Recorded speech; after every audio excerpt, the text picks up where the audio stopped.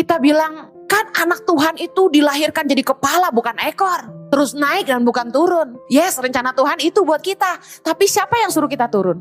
Kita. Masa depan kita itu dibangun oleh apa yang kita kerjakan hari ini. Orang Kristen berdoanya kuat, tapi kerjanya malas, tapi minta diberkati sama Tuhan. Aneh menurut saya. Kalau dia hidup susah di usia 50-60 tahun, pertanyaannya dia ngapain aja selama 50 tahun kemarin gitu loh. Dunia ini betul-betul berputar saudara. Tergantung keputusan kita. Kita mau tetap ada di atas, kita harus kerja keras. Tuhan selalu inginkan yang baik buat kita, tapi apa yang kita tabur dalam hidup kita, kita yang harus menuainya. Tuhan mungkin akan memulihkan kehidupanmu karena engkau bertobat sungguh-sungguh. Tapi harga yang kamu harus bayar tetap harus dibayar. Tuhan tidak bisa disogok. Jadi pastikan Anda bikin keputusan apapun dilandasi kebenaran firman dan takut akan Tuhan. Kita tidak bisa memilih lahir miskin atau kaya. Tapi kalau kita mati miskin atau kaya, itu adalah keputusannya. Setuju, katakan amin. Bagaimana kita lahir, kita gak bisa menentukan. Kita gak bisa milih lahir dari orang tua kaya atau miskin, keluarga yang harmonis atau tidak, lahir di kampung atau di kota. Semua itu di luar kendali kita. Tapi bagaimana kita mengakhiri hidup kita, itu adalah keputusan kita. Today builds tomorrow. Apa yang kita bangun hari ini akan membangun masa depan kita. Masa depan kita itu dibangun oleh apa yang kita kerjakan hari ini. Coba ambil waktu sebentar. Renungkan apa yang Anda mau bangun 5-10 tahun ke depan. Anda mau bawa hidup Anda kemana 10 tahun dari sekarang? Sekarang 2019. 2029 Anda ada di mana? Anda mau mengerjakan apa? Apapun yang kita capai hari ini merupakan taburan dari masa lalu. Orang gak bisa jago main gitar kalau bertahun-tahun dia gak pernah belajar gitar. Orang gak bisa bahasa Inggris tiba-tiba bim salah bim blong bisa. Hi, I love you gitu. Bisa ngomong bahasa Inggris jago. Kalau gak pernah belajar bahasa Inggris. Untuk apapun yang kita ingin capai dalam hidup ini, kita harus tabur. Saya tidak mungkin bisa punya yayasan yang berdampak bagi seluruh Indonesia kalau saya santai-santai aja di Jakarta. Mani-pedi, arisan, kumpul-kumpul sama teman-teman, shopping-shopping. Gak bisa. 13 tahun di Indonesia, saya bergerilya. Berusaha menolong orang miskin. Berada bersama-sama kaum papa. Setiap bulan saya pergi ke pedalaman. Makanya bisa buka center di seluruh Indonesia. Hari ini ada lebih dari 5.000 anak di 70 titik. Itu gak bisa dikerjakan satu hari. 12 tahun Tangan Pengharapan berdiri dan hari ini ada. Tentu kasih karunia Tuhan, amin. Saudara harus tahu bahwa attitude, kinerja, cara Anda bekerja, cara Anda bersikap, ucapan Anda, reaksi terhadap tekanan, uang yang Anda keluarkan, itu menentukan Anda ada di mana nanti. Banyak orang gak suka dengan hasil perbuatan mereka atau keputusan yang mereka ambil. Saya ambil contoh yang lucu-lucu aja. Ada orang yang sukanya makannya banyak, tapi dia kaget, kenapa gue nambah berat ya gitu. Kenapa jadi gendut banget sekarang? Padahal dia lupa tiap hari dia makan nasi bebek gitu. Itu saya. Seperti istri yang suka marah-marah. Tapi heran, kok suami saya gak betah di rumah ya? Kalau Anda sweet, istri suamimu betah. Amin. Firman Tuhan aja berkata, siapa yang tahan tinggal serumah dengan perempuan yang suka bertengkar? Seperti wanita yang mau menikahi pria yang cool. Cewek tuh suka cowok cool. Tapi herannya mereka mengeluh. Gimana sih? Gak perhatian, gak romantis, gak bisa mengungkapkan rasa kasih sayang gitu. Cuek banget. Padahal kita milih yang cool. Saya akhirnya belajar bahwa cowok tuh ada paketnya, saudara. Kalau kita pengen, ada yang jomblo angkat tangan. Yang belum menikah angkat tangan. Nah, kalau dibilang jomblo malu angkat tangan, kalau belum nikah angkat tangan ya. Memang kalau jomblo tuh nasib ya nggak. Kalau bachelor ya, kalau single itu keputusan. Amin. Nah, kita pilih pacar. Yang cowok itu ternyata ada paketnya. Saya pelajari pria yang romantis itu punya sisi agak bawel sedikit, agak detail, agak ngatur, orangnya eksklusif, keluarga banget. Tapi dia baik. Cuma mungkin bagi perempuan yang gak suka diatur, ini nyebelin gitu. Nah, waktu saya milih pasangan hidup, saya milih Jojo. Saya suka pria cool. Tapi saya ngeluh, kok gak perhatian sih gitu kan. Tapi sekarang setelah nikah berapa tahun saya baru ngerti. Untung saya nikah sama Jojo. Kenapa? Mana ada pria yang bisa biarin istrinya ke pedalaman setiap bulan tanpa ngomel coba. Coba yang pria yang romantis yang aku makan seorang diri. Kamu di mana gitu kan? Gak bisa. Untung saya punya cowok yang cool, suami yang cool. Yang saya ngilang seminggu gak apa-apa gitu. Yang ngilang 3 hari baru dicari gitu. Nah itu suami saya saking cueknya gitu loh. Tapi dulu jadi masalah, bisa ngerti ya? Kita harus tahu bahwa siapapun yang kita pilih ada konsekuensinya. Kebanyakan orang mau enaknya aja. Mau yang romantis tapi yang perhatian. Ya gak bisa lah. Gitu kan, perhatian sih sedikit ya, sedikit. Duit kok tinggal dikit, Hen. Nah itu perhatian tuh dia tuh ya. Seperti pria yang ingin punya istri bak model tapi ngeluh, kok maintenance-nya mahal sekali? Milihnya istrinya yang kayak Mercy tapi servisnya maunya Toyota. Come on. Orang yang dari muda sukanya hura-hura, gak mau bantu orang tuanya kerja.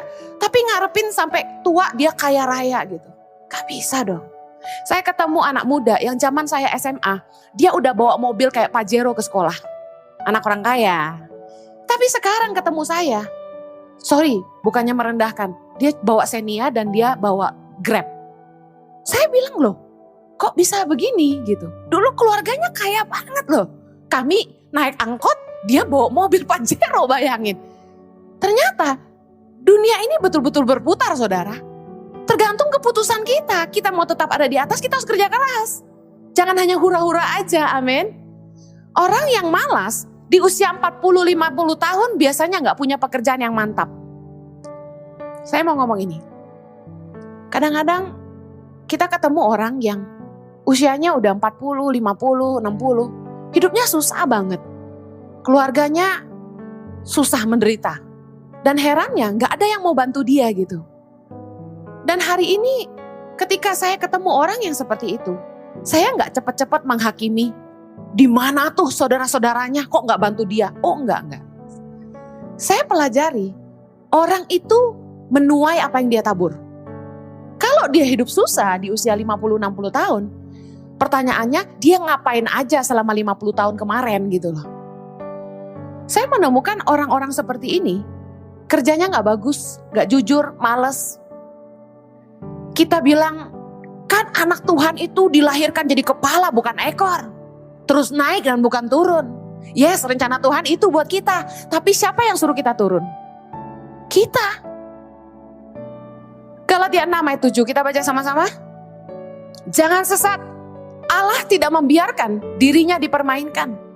Karena apa yang ditabur orang, itu juga yang akan dituainya. Allah gak bisa dipermainkan. Aneh sekali kalau orang Kristen berdoanya kuat, tapi kerjanya malas, tapi minta diberkati sama Tuhan. Aneh menurut saya. Kita heran kenapa rumah tangga kita gak bahagia. Kita bilang, Tuhan kembalikan suami saya ke rumah. Saya kalau konseling keluarga-keluarga, saya selalu bertanya kepada istrinya. Kalau Tuhan mau jawab doa itu gampang. Segampang membalikkan telapak tangan. Suamimu bisa dipulangkan dari wewek gombel itu hari ini juga. Tapi pertanyaan saya sederhana. Berapa lama dia tahan di rumah? Kita ingin rumah tangga kita damai. Kita ingin rumah tangga kita sejahtera. Tapi bagaimana seorang istri mengelola keuangan, itu akan mempengaruhi bahagia tidak rumah tangganya. Bagaimana seorang ayah bisa jadi ayah yang baik buat anak-anaknya, gak cuma pulang dan marah-marah, itu akan menentukan kebahagiaan rumah tangganya. Tuhan selalu inginkan yang baik buat kita, tapi apa yang kita tabur dalam hidup kita, kita yang harus menuainya. Cara menyikapi masalah secara singkat, saya mau share tentang, sekarang kita udah kadung, kita menghadapi konsekuensi. Gimana menyikapinya? Dua hal saja. Yang pertama, jangan menyalahkan orang lain. Manusia punya kecenderungan selalu nyalahin orang lain. Selalu cari kambing hitam.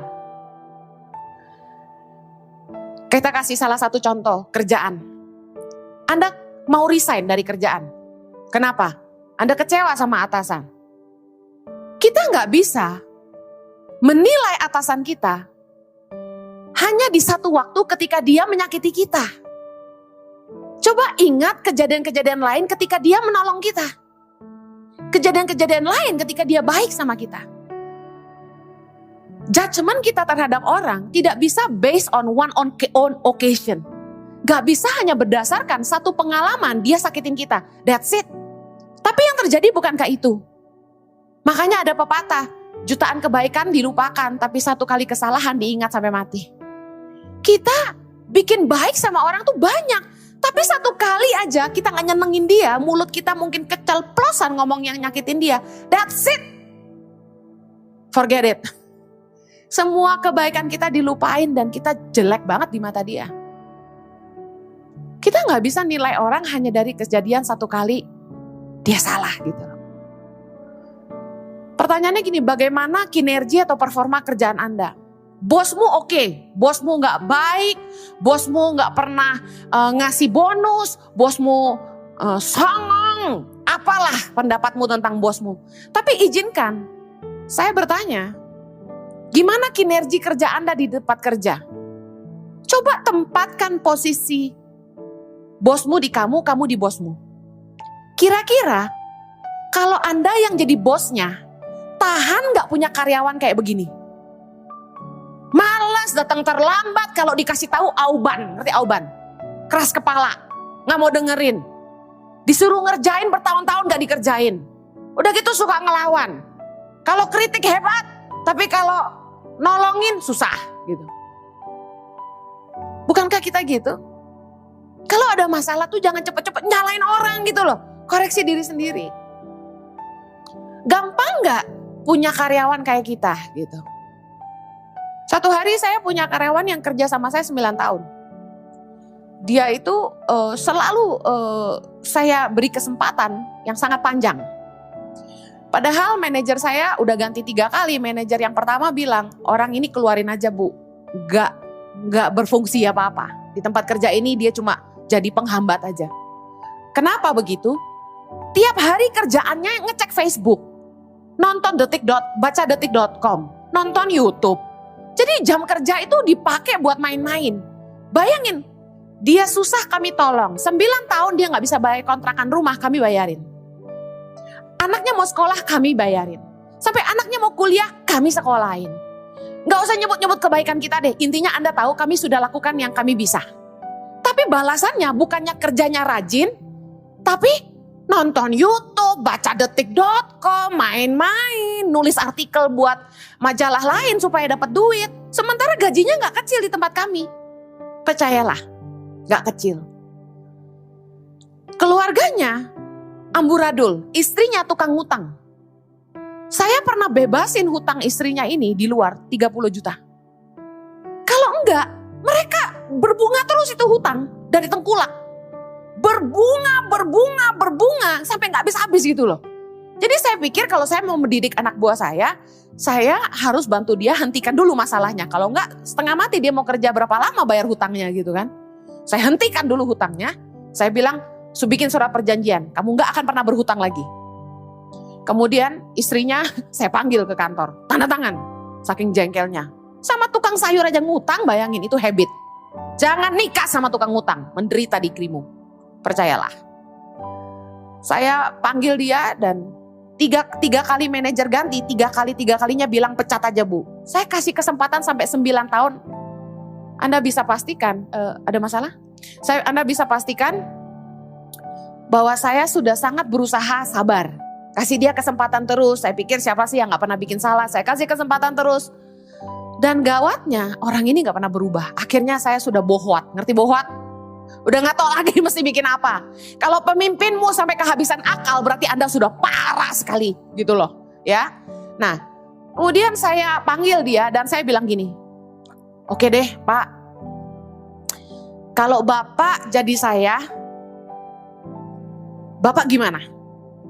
Karena saya sudah kasih Bapak kesempatan 9 tahun loh. Bapak gak mau berubah. Kalau Bapak jadi saya mesti gimana? Terus dia bilang apa? Keluarin aja, Bu. Oh ya udah. Terima kasih. Bapak keluar aja. Jadi dia yang mutusin sendiri. Saya senang. Harus dibalik gitu. Kalau kamu jadi saya, kamu ambil keputusan apa? Punya pegawai kayak kamu gitu loh. Iman tidak boleh diskon kerja keras. Kita pengen punya masa depan yang sukses. Kita pengen punya akses kepada kelimpahan. Kita ingin diberkati Tuhan. Kita ingin bisa punya hidup yang nyaman. Tapi dengar, iman kita tidak mendiskon kerja keras kita. Amsal 22:29 berkata, pernahkah engkau melihat orang yang cakap dalam pekerjaannya? Di hadapan raja-raja ia akan berdiri, bukan di hadapan orang-orang hina. Ayat ini jelas menunjukkan keterkaitan antara iman dan tindakan kita. Iman dan perbuatan, iman dan pekerjaan. Iman itu bukan sesuatu yang kita bicarakan. Iman itu adalah sesuatu yang kita lakukan. Bahwa kalau sesudah Anda berdoa, Tuhan berkatilah saya sepanjang hari ini. Dalam nama Yesus, amin. Anda pergi ke tempat kerja, apa yang Anda harus lakukan? Kerja sungguh-sungguh. Supaya Tuhan dimudahkan untuk memberkati kamu gitu loh. Bisa mengerti maksud saya? Promosi adalah hasil dari kejujuran, keahlian. Dikatakan orang yang cakap akan berdiri di hadapan raja-raja. Cakap bicara soal ahli, excellent. Kerja keras kita, kepercayaan yang terbangun yang membuat seseorang dipromosi. Gak bisa hanya, kamu Kristen ya? Kamu rajin berdoa? Puji Tuhan, kamu jadi manajer saya. Gak bisa. Kita pilih manajer adalah orang-orang yang handal, yang bisa dipercaya, yang jujur, yang kerja keras, yang lebih pintar dari yang lain. Ada amin? Promosi adalah hasil akhir dari pembuktian diri kita. Kalau kita berintegritas, jujur, kerja keras, kreatif, kesempatan untuk dipromosi akan lebih besar. Anda tidak bisa mempermainkan Allah. Orang harus menuai apa yang mereka tabur. Kita bicara yang lain lagi sekarang. Tadi soal kerjaan, sekarang soal pasangan. Sama, jangan menilai pasangan Anda ketika Anda dilukai saat itu. Gak fair. Karena tidak mungkin ada masalah tanpa kontribusi keduanya. Ketika kita punya masalah dalam rumah tangga, saya belajar, yang kita harus lakukan adalah ini. Berhenti saling mengkoreksi. Kita harus mulai mengevaluasi diri. Ketika saya sama Jojo bertengkar, ada masa-masa di mana kami bertengkar terus. Yang terjadi adalah kami saling menyalahkan. Saling menyalahkan. Karena garpu gak pernah merasa mirip sama sendok. Dan sendok gak merasa mirip sama garpu. Tapi beberapa orang gak bertanggung jawab atas keputusan yang dia ambil. Segampang dia ngomong mau nikah, segampang itu juga dia bercerai. Ternyata kita berbeda. Aduh, dari pacaran juga udah beda. Sejak kapan kita sama? Sepatu aja kanan kiri ngadepnya beda. Tapi karena itulah kita butuh sepatu berbeda di kanan kiri. Ada yang senang pakai sepatu kanan dan kanan? Pernikahan juga begitu, kita berbeda. Tapi keduanya saling melengkapi. Tapi untuk beberapa orang dijadikan alasan untuk perceraian. Sederhana sih, kalau Anda punya masalah dengan pasangan Anda. Nomor 1, perceraian tidak boleh jadi pilihan. Karena kita anak Tuhan, amin. Gak boleh belajar apakah perceraian diperbolehkan. Hanya karena Ahok bercerai terus kita bikin seminar di gereja. Apakah perceraian diperbolehkan? Itu mah cari-cari alasan. Kalau Alkitab perbolehkan, saya yakin banyak orang yang udah bercerai. Kenapa? Karena nikah itu gak mudah. Makanya jomblo-jomblo kalau pikir mau bahagia kudu nikah, belajar dulu. Yang udah nikah aja banyak yang cerai, kenapa kamu pikir menikah untuk bahagia? Tapi apakah tidak ada yang bahagia? Pak Ishak bahagia, saya bahagia. Sekali lagi itu pilihan. Waktu kita nikah, itu kan kita janji nikah. Apakah menikah adalah sebuah keputusan yang baik? Kata firman Tuhan, itu baik. Tetapi ada konsekuensi dari membangun pernikahan. Bahwa kita harus melewati suka duka, pahit manis. gunung lembah, sakit sehat. Tapi bukankah kita sudah janji kita akan setia? Tapi kenyataannya waktu itu terjadi dalam pernikahan, gak semua orang ingat akan janjinya. Konsekuensi dari keputusan kita. Kemarin ada orang Instagram message ke saya di Instagram. Dia bilang gini, ada perempuan Kristen yang pindah agama karena dia menikah dengan pria yang beragama lain. Dia mualaf, dia pindah agama. Dari Kristen dia tinggalkan Yesus, dia ikut suaminya. Tapi ternyata rumah tangganya gak bahagia. Sekarang dia pengen tinggalin suaminya. Kenapa? Dia bilang dia sudah salah buat keputusan. Hey, kalau Anda beli baju, mungkin beberapa toko bilang bisa refund. Kalau nikah ngambil anak orang, gak ada refund. Gak bisa dikembalikan. Enak aja gak cocok, salah bikin keputusan mau cerai begitu aja, gak bisa. Anda harus ambil konsekuensi dari keputusan yang Anda buat. Bu, kalau udah terlanjur cerai gimana? Ini jadi pelajaran. Paling tidak Anda tahu bahwa setelah Anda menikah lagi pun, pernikahan kedua belum tentu bahagia. Akan ada konsekuensi lagi dengan suami yang baru. Pernikahan yang pertama, suami parah. Pernikahan kedua, apa menjamin suami tidak parah? Setiap orang punya kelemahan. Tapi kalau Anda datang kepada saya, kasusnya itu beda-beda kita nasehatinnya ya. Untuk beberapa kasus, ada yang karena istrinya dipukulin terus. Wah, itu saya sarankan pisah. Kenapa? Firman Tuhan berkata, suami istri boleh berpisah sementara supaya masing-masing berdoa. Tapi lalu apakah boleh menikah lagi? Gak boleh kata firman Tuhan. Kalau dalam keadaan suami istri masih hidup, tidak boleh menikah lagi. Jadi kalaupun mau berpisah karena istrinya dipukulin terus daripada mati. Orang gereja kan kadang-kadang sok rohani. Tidak boleh tinggalkan suamimu, pulanglah kepada dia. Dia banyak bos. Yang nolongin dia siapa? Nah, saya akan bilang boleh pisah, tapi tidak boleh menikah lagi sampai pasanganmu meninggal dunia. Istri-istri maupun suami-suami, kalau ada masalah di rumah tangga, katakan parah banget. Milikilah keinginan untuk menyelesaikannya. Jangan biarkan masalah berlarut-larut. Kalau Anda udah antipati, cerai aja, udah gak bakal mikirin jalan keluar.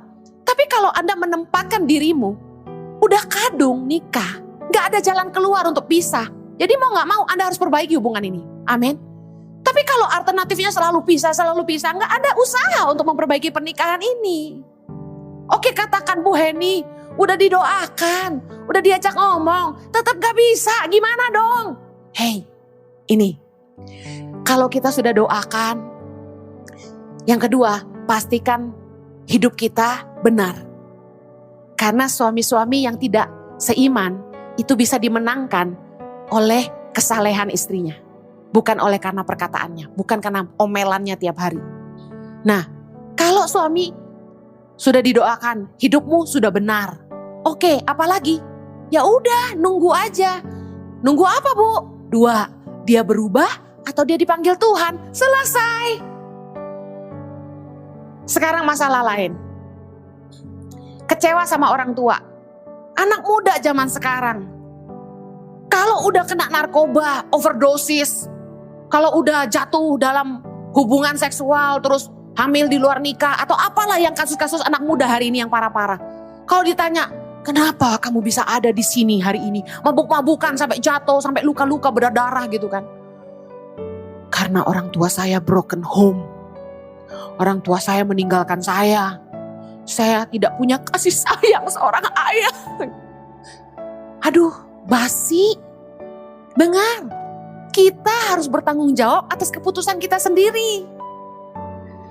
Orang tua kita bisa bercerai, tidak urus kita dengan baik. Tapi kita mau hidup seperti apa? Keputusan ada di tangan kita. Saya banyak kok ketemu anak-anak yang tidak punya orang tua sama sekali, tapi hari ini hidupnya sukses. Hidupnya gak aneh-aneh. Saya lahir di keluarga yang broken home. Orang tua saya gak peduli saya sampai saya besar. Saya haus kasih sayang orang tua. Hancur mah hancur banget. Tapi hari ini saya ada sampai di titik hari ini karena keputusan. Masa depanmu tidak ditentukan oleh keadaanmu. Masa depanmu ditentukan oleh keputusanmu hari ini. Tuhan sayang kamu dan kamu terima itu, kan gitu. Saya percaya masalah apapun yang terjadi dalam hidup kita hari ini, jangan menyalahkan orang. Katakanlah orang jahat sama kita. Katakanlah orang itu, aduh jahat banget ngerusak hidup kita. Miliki iman dong kayak Yusuf. Yusuf itu percaya banget sama Tuhan. Orang yang percaya banget sama Tuhan, sakit aja tuh percaya Tuhan akan bekerja gitu loh. Kalau orang tuh percaya sama Tuhan, dijahatin orang dia bilang gini, asik sebentar lagi ada berkat gitu. Kayak saya kalau diomongin orang yang jelek-jelek, langsung saya bilang gini, asik sebentar lagi ada berkat. Gitu dong. Kalau ada masalah, jangan langsung negatif. Miliki iman, katanya anak Tuhan. God can use anyone, even your enemies. And God can use anything, even your problem, to bring you to His perfect plan. Tuhan itu bisa pakai siapa saja termasuk musuh-musuh kita. Dan Tuhan bisa pakai apa saja termasuk masalah kita untuk membawa kita kepada janji-janjinya yang sempurna dalam hidup kita. Saya bersyukur hari ini kenapa saya lahir di keluarga yang tidak mempedulikan saya. Kenapa saya lahir di keluarga yang tidak mau sekolahin saya. Sampai saya harus kerja banting tulang untuk bisa kuliah. Sampai saya pernah ditaruh di rumah orang kaya di Australia untuk jadi pembantu ngurus anaknya. Yang naruh saya penggembala saya, bayangin gak? Orang kaya ini donatur gereja, saya full timer gereja. Nah saya ditaruh di rumah orang kaya ini untuk ngurus anaknya. Bersihin rumahnya, masakin. Tapi saya lakukan dengan sukacita. Mungkin mereka tuh mikirnya, gue bohongin loh jadi kakak pembina rohani. Padahal mah jadi pembantu gitu kan. Saya sadar-sadar saya disuruh jadi pembantu di situ tuh kapan? Adalah ketika anaknya orang kaya ini melambaikan seragamnya dan bilang gini, Cik, setrikain bajuku. Loh, kalau kakak pembina rohani kan harusnya dihargai ya. Masa disuruh nyetrika? Masakin oke lah kan ceceh gitu kan ya. Bersihin rumah ya udahlah saya kan lebih dewasa. Ini sampai disuruh nyuci gosok saudara. Belum sampai di situ. Saya disuruh belanja, beli beras, beli apa. Nenteng belanjaan tuh beratnya kayak apa? Sendirian. Gak boleh naik taksi, jalan kaki. Terus kalau saya ke kantor kan full time. Ke kantor. Tiap hari gembala saya ketemu saya tuh urusannya marahin saya urusan rumah tangga. Kenapa beras sampai habis gitu? Kenapa kamu gak mau masakin Indomie buat si A gitu? Jadi saya diomelinya tuh urusan rumah tangga. Jadi saya pembantu rumah tangga untuk sesaat saudara. Gak lama sih 3 tahun. Bentar ya. Saya ditaruh tidur tuh di ruangan sunroom. Kalau di Australia tuh kita sunroom tuh ruang jemur pakaian. Saya dikasih kasur, saya tidur di situ. Tahu gak Australia tuh dinginnya kayak apa? Saking saya kedinginan, saya pakai heater yang gak sehat lah. Heater yang pakai cahaya doang gitu. Saya sampai radang-radang, sakit. Karena terlalu dingin. Bayangin hidup saya dulu kayak gitu. Tapi saya bersyukur. Saya lihat orang mungkin jahat sama saya ya. Mungkin Anda akan menghakimi, gembalanya parah. Orang kaya itu jahat banget. Tapi saya bersyukur. Orang tuanya kok gitu sih? Tapi saya bersyukur. Kenapa? Justru karena saya dibesarkan dengan kesulitan-kesulitan itu. Hari ini saya belajar bagaimana rasanya jadi orang miskin di Indonesia. Saya jadi ngerti dan saya jadi peduli ketika saya dengar ada anak-anak yang gak bisa sekolah. Saya jadi ngerti gimana merasakan gak punya uang buat makan. Saya gak pernah jajan loh dulu saudara. Gak pernah nyemil, gak pernah beli biskuit, gak pernah beli chips. Kurus banget. Tinggi 148, beratnya cuma 48. Berat 168, tinggi 168, beratnya 48. Cengking banget kan? Cananya aja nomor 26, 27. Kurus, saking gak pernah makan apa-apa. Makannya cuma secukupnya gitu nasi. Kenapa? Gak punya duit. Saya gak pernah ke supermarket tuh beli biskuit, beli ciki gitu. Gak pernah saudara. Karena gak ada duit lebih. Cukup-cukup cuma buat makan kenyang doang saudara. Itu aja saya masih nolongin teman-teman saya yang bokek saudara. Haleluya. Yang berikutnya ya, kita kembali ke soal jangan nyalain orang. Waktu kita susah, kita mungkin kecewa sama teman-teman kita. Kita langsung pasang status di sosial media. Teman terbaik itu baru ditemukan di saat kita jatuh gitu ya. Di saat kita susah, sahabat itu baru kita lihat gitu. Nah benar itu, benar. Tapi saya mau kasih tahu, ketika kita susah, kok gak ada sih yang mau bantu kita? Jangan cepat-cepat menyalahkan orang lain. Tapi bertanyalah, apakah waktu kamu kuat, kamu nolong temanmu yang lemah? Apakah waktu kamu diberkati, kamu peduli sama teman-temanmu yang susah? Apakah sebagai pribadi, kamu bisa dipercaya? Apakah kamu seorang yang murah hati? Tahu gak, orang yang murah hati itu didoain panjang umur, sehat selalu. Amin. Tapi orang yang pelit didoainnya apa? Cepat mati. Nah itu. Saudara tabur tuai yang mau katakan amin. Jangan hanya melihat mahkota orang lain, tapi lihat juga salibnya. Karena hasil itu gak pernah mengkhianati proses. Kita selalu ngelihat enak banget sih hari ini Pak Ishak punya gereja bagus banget ya gerejanya. Bisa makin banyak jemaatnya, bagus ya. Jangan cuma ngelihat itunya, tahu nggak nangis-nangisnya gitu kan? Tahu nggak prosesnya? Oh Bu Heni enak banget sih bisa masuk keluar TV. Belum pernah sih masuk ke dalam TV, belum pernah. Kok bisa sih, bisa dikenal orang di mana-mana gitu.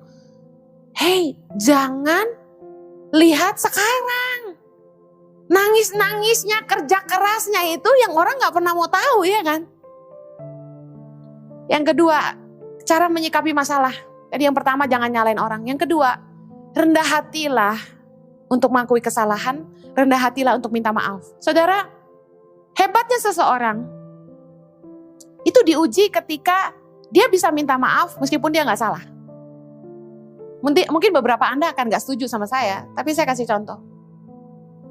Orang komplain tentang kita, itu kemungkinannya dua. Memang kita salah, atau orang itu memang negatif. Ada orang-orang yang sangat negatif, selalu komplain. Ada ya orang-orang kayak gitu ya. Di hotel ini dia bilang kurangnya ini. Besok dia ke hotel itu dia bilang kurangnya itu. Dia ke hotel mana lagi dia bilang masih kurang juga. Emang ada orang tuh yang negatif yang selalu cari kesalahan orang lain. Nah yang model kayak gini kita gak usah dengerin lah. Tapi kalau ada orang komplain tentang kita dan memang kita salah, minta maaf aja. Tahu gak kata maaf itu menyelesaikan banyak sekali masalah. GM sebuah hotel, dia akan turun hanya untuk say sorry ke customernya. Kalau sampai cleaner bikin salah. Yang kayaknya mungkin lantai terlalu basah. Dia udah taruh tanda yang kuning, hati-hati lantai licin. Ya. Tapi yang namanya tamu, apalagi orang kaya, emang gue peduli lu tulis tanda itu. Pokoknya gue jatuh. Bisa ngerti ya? Yang tukang ngepel udah bilang, udah pakai prosedur SOP hotel. Pasang tanda hati-hati, the floor is slippery. Lantai licin. Tapi tante-tante itu sibuk WA. Blok, gublak. Kurang ajar. Saya bisa pendarahan di otak katanya.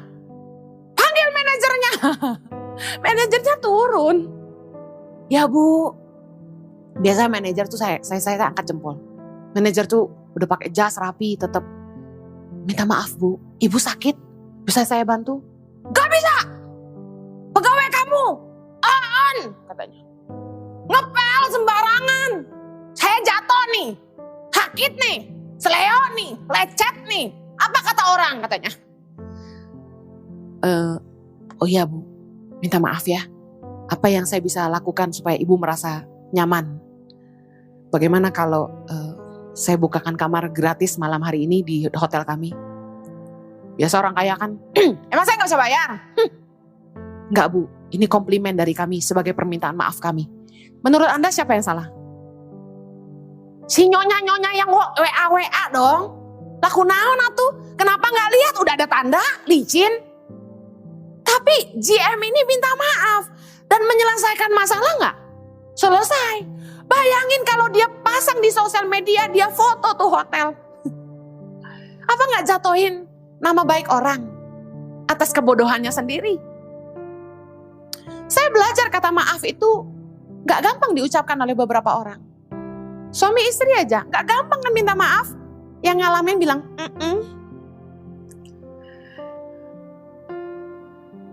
kalau kita salah, minta maaflah. Dan kalau satu kata maaf bisa menyelesaikan 1000 masalah, minta maaflah. Kebanyakan orang selalu mencari pembenaran diri. Kebanyakan orang selalu ingin dia terbukti benar. Dicari datanya, detailnya untuk membuktikan, gua gak salah. Apakah memperbaiki hubungan? No.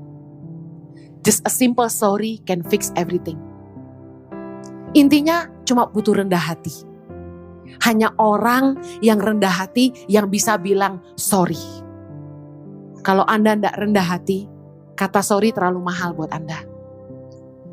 Hidup kita memang tidak ditentukan dari apa kata orang. Tapi pastikan perbuatan orang, perkataan orang yang negatif tentang kita, itu salah. Banyak kali kita gak mau dikoreksi orang, tapi kita juga gak mau koreksi diri. Gitu. Yang terakhir, bagaimana supaya Anda tidak bikin keputusan yang salah lagi? Saya tutup dengan 3 hal ini secara cepat. Sebelum bikin keputusan, yang pertama, jangan terburu-buru. Amsal 19 ayat 2, baca sama-sama. Tanpa pengetahuan, kerajinan pun tidak baik. Orang yang tergesa-gesa akan salah langkah. Jangan selalu terburu-buru bikin keputusan apapun. Jangan ingin cepat kaya. Orang yang ingin cepat kaya, itu akhirnya akan jatuh. Firman Tuhan nasihatkan kita untuk jangan ingin buru-buru kaya. Jangan ingin cepat buka usaha yang besar. Mulailah dari yang kecil. Anak-anak muda ini kadang-kadang lucu. Mereka pikir bikin kafe segampang itu. Yuk, join duit, kita bikin kafe. Sekali saya tanya, oke, berapa orang yang mau join bikin kafe? 4 orang, Bu. Oke. Saya mau tanya, yang penggemar kopi yang mana? Kafe identik dengan kopi dong. Yang penggemar kopi yang mana? Ya kami suka minum kopi. Ya bisa lah. Oke, 2 orang. Yang ngerti tentang kopi siapa? Nggak tahu. Nggak ada. Oke. Yang bisa bikin kopi pakai mesin siapa? Belum. So, mau bikin kafe dari mana mulainya? Cukup punya duit? Gak bisa. Kita sering mau buru-buru buka usaha. Padahal gini, Anda pengen punya kafe, kerja dulu di kafe paling top di kampungmu, di kotamu. Kafe apa yang paling top di Bandung? Kerja dulu di situ. Saran saya, belajar dari bawah. Dari mana atau enggak? Dari bagian gudang, stok. Terima barang masuk, tata di gudang, nyusunin gelasnya, tutupnya, sedotannya. Kenapa? Kalau kamu pengen punya kafe, kamu harus tahu pengeluaran itu buat apa aja. Catat dong. Terus belajar cuci piring, bikin kopi, belajar bersihin, closing. Closing itu paling gak enak. Karena makan waktu dan harus bersih-bersih, harus ngepel-ngepel. Tapi itu pelajaran berharga. Anak zaman sekarang bapaknya bos gak mau mulai dari bawah. Padahal salah. Saya bisa jadi pemimpin hari ini karena saya memulainya. Saya mulai dari bawah. Jadi jangan ingin buru-buru. Yang kedua, sebelum bikin keputusan, pastikan jangan membuat keputusan saat Anda marah. Penyesalan tuh selalu datang terlambat. Amin. Berhentilah marah dan tinggalkanlah panas hati. Jangan marah karena itu akan membawa kepada kejahatan. Orang kalau lagi marah, keputusannya pasti salah. Jangan buat keputusan saat hatimu sedang panas. Penyesalan selalu datang terlambat dan Anda nggak mau menanggung konsekuensi karena membuat keputusan yang salah. Yang mengerti katakan amin. Yang ketiga, sebelum bikin keputusan apapun dalam hidup ini, pastikan pertimbangan hatimu didasari atas kebenaran firman dan takut akan Tuhan. Kenapa? Karena Tuhan tidak bisa menolong kita kalau kita bikin keputusan yang salah, kalau keputusan kita itu menjebloskan kita kepada dosa. Karena kita nggak bisa ngajak Tuhan bersekongkol dengan dosa kita. Contoh, kita nipu orang. Hukumnya adalah pidana. Kita akan dipenjara. Katakanlah anak Tuhan ada yang jadi koruptor. Terus kita bilang gini, Tuhan bebaskan saya supaya saya nggak dipenjara. Gak bisa. Hukum tetap hukum. Orang tetap harus menuai apa yang dia tabur. Karena bukan Tuhan gak bisa nolong. Ini alasannya Tuhan gak bisa terlibat ketika keputusan kita salah. Kita baca sama-sama. Yesaya 59 ayat 1-2. Sesungguhnya tangan Tuhan tidak kurang panjang untuk menyelamatkan. Dan pendengarannya tidak kurang tajam untuk mendengar. Tetapi yang merupakan pemisah antara kamu dan Allahmu ialah segala kejahatanmu dan yang membuat dia menyembunyikan diri terhadap kamu sehingga ia tidak mendengar ialah segala dosamu. Tuhan mungkin akan memulihkan kehidupanmu karena engkau bertobat sungguh-sungguh. Tapi harga yang kamu harus bayar tetap harus dibayar. Tuhan tidak bisa disogok supaya hakim dibutakan matanya, tidak baca hukuman penjara. Bacanya dibebaskan hari ini juga. Wah, masyarakat bisa marah. Bisa ngerti maksud saya? Kita nggak bisa memanipulasi Tuhan dengan perbuatan kita yang salah. Jadi pastikan Anda bikin keputusan apapun, dilandasi kebenaran firman dan takut akan Tuhan.